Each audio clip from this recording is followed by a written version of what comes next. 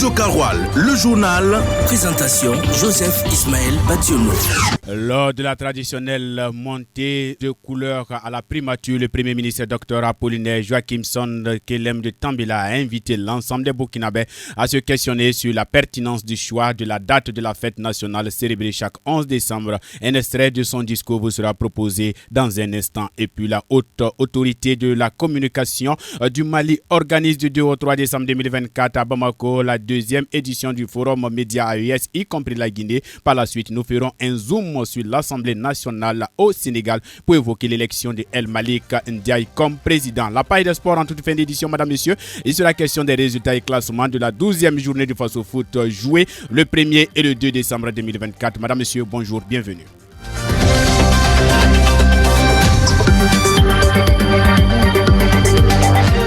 Et une fois de plus, bon appétit à tous ceux qui sont à table. Comme je l'annonçais en titre, lors de la traditionnelle cérémonie de levée du drapeau à la primature tenue hier lundi 2 décembre 2024, le Premier ministre Dr Apollinaire Joachimson Kellem de Tambila a questionné la pertinence du choix de la date de la fête nationale 11 décembre. Selon lui, même si cette date reste à écrire, il faudra au préalable déterminer le symbole qu'on voudrait lui donner, soit dans la continuité, dans le sillage du colonialisme, soit le patriotisme et la rupture avec le colonialisme et le néocolonialisme, soit le panafricanisme.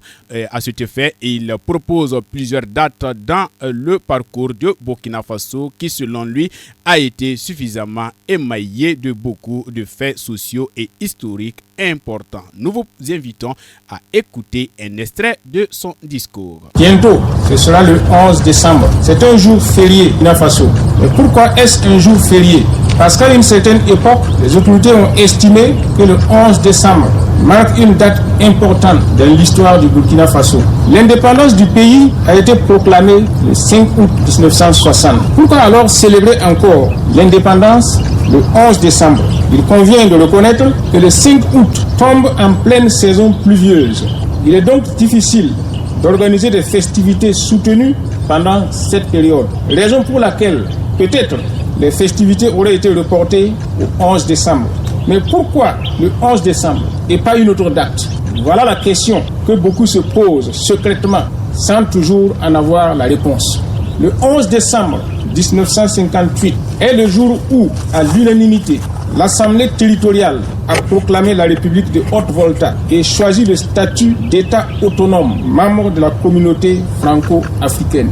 Le même jour, l'Assemblée a aussi décrété le 11 décembre fête nationale. Un an après, le 11 décembre 1959, l'Assemblée territoriale se proclama Assemblée nationale de la République de Haute-Volta.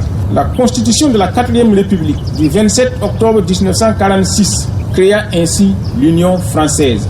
Les colonies devinrent des territoires d'outre-mer en remplacement du statut de colonie. Puis intervint la loi Defferre. Du nom de Gaston Defferre, les territoires d'outre-mer obtenaient ainsi une certaine autonomie interne. C'est dans ce cadre que l'Assemblée territoriale de Haute-Volta a pris la décision symbolique 11 décembre 1958. Et depuis, le 11 décembre est devenu le jour de la fête nationale. De la loi cadre de Gaston Defferre, il s'agissait de mettre en place un dispositif visant à faire émerger dans chaque territoire colonial des élites africaines dociles, susceptibles de devenir des agents et des défenseurs locaux des intérêts de la France. Sous cet angle, le 11 décembre ne marque pas une date de rupture pour un nouveau départ, mais une date d'évolution dans le cadre des perspectives déterminées par le colonisateur. Et puis, parlons à présent de la lutte contre le sida et ainsi que les IST au Burkina Faso. En effet, les acteurs de cette lutte au Burkina Faso ont exprimé hier lundi 2 décembre 2024 leur inquiétude face à un éventuel rebond de l'épidémie. C'était au cours d'un point de presse qui a servi de cadre au lancement de la 6e campagne de dépistage gratuit du VIH et de l'hépatite B. La synthèse est signée Ismaël Konfé. Malgré les progrès réalisés ces dernières années, les chiffres restent préoccupants. Pire encore, les jeunes sont particulièrement exposés à un rebond de l'épidémie. Face à la presse ce lundi, les acteurs de la chaîne de lutte contre la maladie, notamment le Conseil national de lutte contre le sida et les infections sexuellement transmissibles de la Société burkinabé de pédiatrie et du programme sectoriel de lutte contre le sida et les infections sexuellement transmissibles et les hépatites virales, ont alerté sur cette situation et invité à une intensification des efforts. Selon le docteur Salam Dermi, chef du programme santé au Conseil national de lutte contre le sida, d'importants acquis ont été réalisés ces dernières années en termes de lutte contre le VIH-Sida. Fin 2023, le taux de séroprévalence était de 0,6%, soit 6 personnes séropositives pour 1000 habitants. Le pays comptait environ 95 000 personnes vivant avec le VIH, dont 86 000 adultes, 55 000 hommes, 31 000 femmes et 9 000 enfants. Parmi ces PV VIH, les efforts des acteurs ont permis d'identifier et de placer sous traitement antirétroviral plus de 81 personnes. Cependant, des inquiétudes persistent sur certains sous-groupes spécifiques, notamment les jeunes et les travailleuses de sexe. Les enquêtes révèlent que les taux de prévalence atteignent parfois 29% dans ces groupes. Toujours selon lui, la réduction de la peur face au VIH contribue à cette situation. Il a par ailleurs insisté sur la nécessité d'intensifier les efforts pour prévenir une résurgence de l'épidémie. En rappel, la campagne de dépistage du VIH-Sida et des hépatites B et C lancée hier lundi 2 décembre s'inscrit dans le cadre de la journée mondiale de la lutte contre le sida. Elle se déroulera jusqu'au 6 décembre 2024 et va inclure également le dépistage de la charge virale pour les filles actives. À présent, madame, monsieur, parlons de l'interdiction de l'exportation du céréal au Burkina Faso. En effet, la collaboration entre la direction régionale de l'industrie, du commerce et de l'artisanat des Cascades et la police nationale de Soubakanya-Dougou a mis en lumière l'importance cruciale du respect des interdictions en matière d'exportation. Un camion suspect en provenance de Bobo Dioulasso à destination de la Côte d'Ivoire a été intercepté transportant une quantité significative de niébier, j'y arrive, et de céréales malgré l'interdiction en vigueur. C'était le dimanche 1er décembre 2024. On en sait davantage dans cet élément signé Aruna Maïga. 120 sacs de 100 kg de niébé, 149 sacs de 100 kg de sorgho rouge ainsi que diverses autres marchandises est la quantité de céréales saisies par la police. La saisie de cette cargaison dont la destination était la Côte d'Ivoire souligne la nécessité pour tous les acteurs du secteur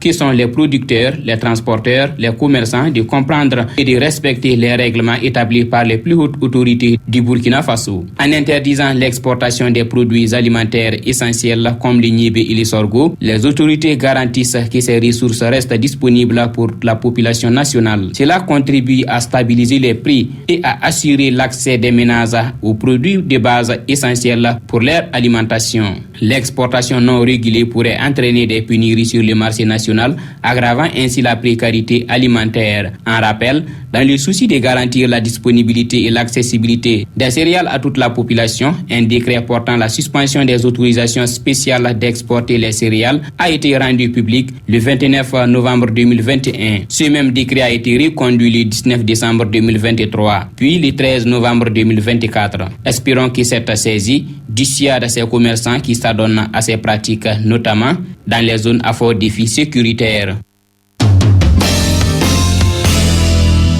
Actualité internationale à présent, comme je l'annonçais en titre, la haute autorité de la communication du Mali organise du 2 au 3 décembre 2024 à Bamako la deuxième édition du forum quadripartite Mali, Burkina Faso, Niger, Guinée, des instances de régulation des médias. Et au Sénégal, El Malik Ndiaye dirige désormais l'Assemblée nationale. L'actualité internationale de ce mardi 3 décembre 2024 porte la griffe de Haruna Maïga. Le ministre malien de la communication, de l'économie numérique et de la modernisation de l'administration, Amadou Ag Ilien, a présidé l'ouverture des travaux du forum. Pour lui, la rencontre vise à partager les expériences et les bonnes pratiques en matière de régulation des médias en période de transition, d'identifier les défis communs et élaborer des stratégies conjointes pour y faire face et promouvoir la liberté de la presse tout en assurant les normes éthiques et déontologiques.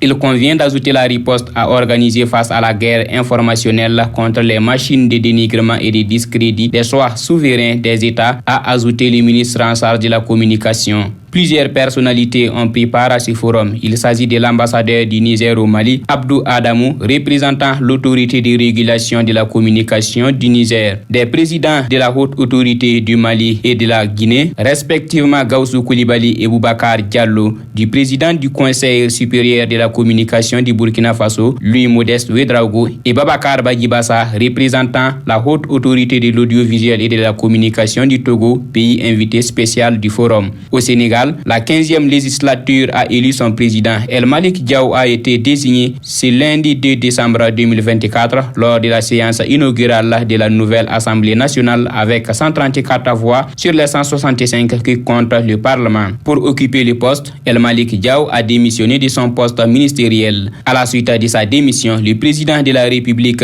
Bassirou Diomaye Faye, a procédé à un léger remaniement du gouvernement dirigé par Ousmane Sonko. Une seule nouvelle entrée a été enregistré. Il s'agit de celle d'Abbas Fall, nommé ministre du Travail, de l'Emploi et des Relations avec les institutions. Foot, basket, handball, judo, cyclisme, le sport.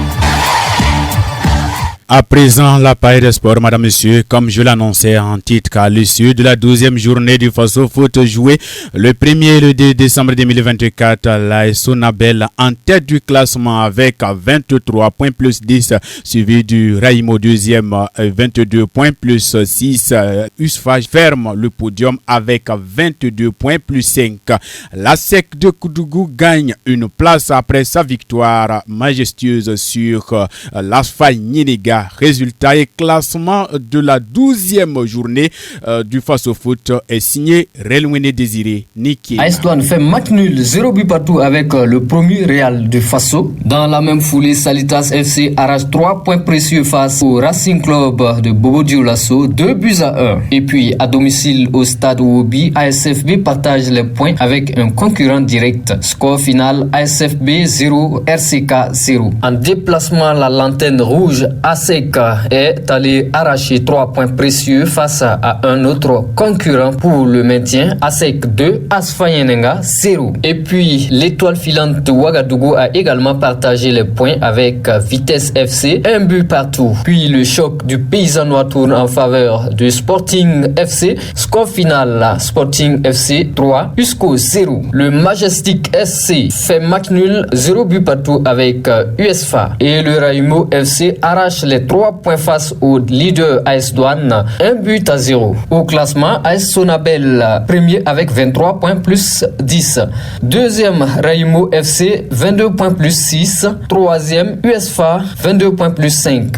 Et puis 14e, ASFA Yenenga, 10 points moins 3. 15e, ASEC de Koudougou, 8 points moins 12. 16e, USCO, 7 points moins 17. La 13e journée du Faso Foot est prévue pour ce vendredi 6 décembre 2024. Radio Karoual, le journal. Présentation Joseph Ismaël Bationo. Madame, Monsieur, c'est avec cette note du sport que se referme cette édition. Merci à vous de l'avoir suivi. Mise en onde par Haruna Maïga. D'ici là, portez-vous bien et restez à l'écoute. L'information revient dans une poignée de secondes.